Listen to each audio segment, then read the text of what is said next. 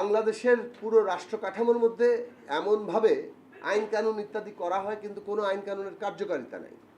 সেইটার জন্যই জুলাই অভ্যুত্থান হয়েছে। আমরা কি আগামী দিনে এর বদলটা দেখতে পাবো?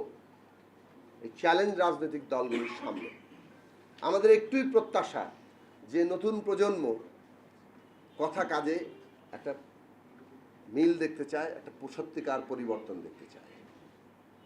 যদি সেইটা একটা রাজনৈতিক শক্তি হয়ে ওঠে, তাহলে সব কিছু নতুন কিছু মোড়ক দিয়ে পুরনো জিনিসেই চলবে। এই যে একটা রাজনৈতিকভাবে এক ধরনের গোপন আত্মবিশ্বাস বড় দলগুলোর মধ্যে থাকে, সেইটার পরিবর্তন ঘটবে। এটা খুব জরুরি। এই ক্ষেত্রে আমরা কার সাথে ঐক্য আছে, কার সাথে একসাথে হাঁটছি, যুগপৎ করেছি, এইভাবে আমাদের কোনো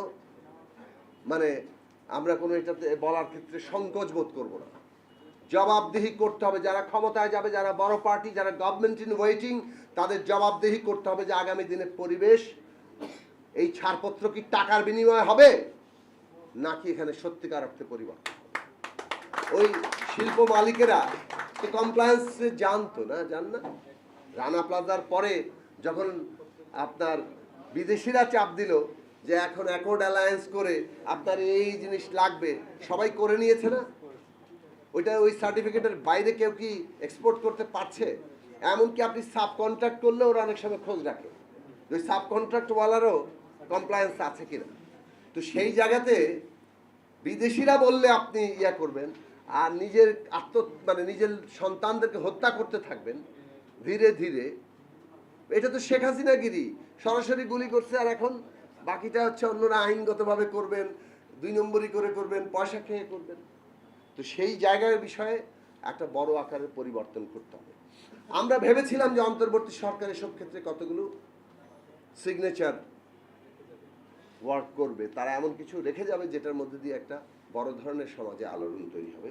এটা ঠিকই যে আমরা এখন পর্যন্ত দেখতে পাইনি, দেখতে পাইলে ভালো হতো, হয়তো হচ্ছে, সেটা আমাদেরকে আরো আপনারা দেখিয়ে দেবেন।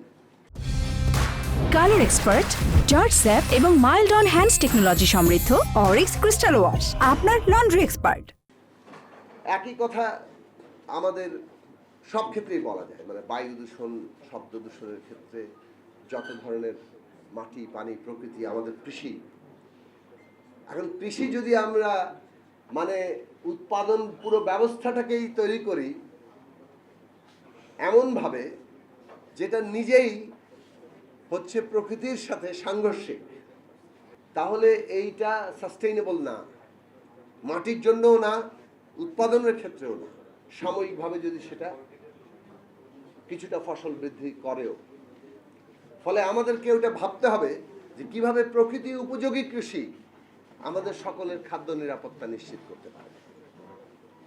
এবং এই ক্ষেত্রে হয়তো ব্যবসার সাথে, মুনাফার সাথে কিছু ধাক্কাধাক্কি হবে, কিন্তু ওই ডিসিশনটা এই ধরনের, যেটা উনি বললেন যে আমাদের কতগুলো জাতীয় কমন মিনিমাম নীতিতে চার্টারে আসতে হবে, এই চার্টারটা যদি না আমরা তৈরি করতে পারি, তাহলে আমরা আসলে বর্তমান ভবিষ্যতের জন্য ধ্বংসযজ্ঞ রচনা করে চলতে থাকবো।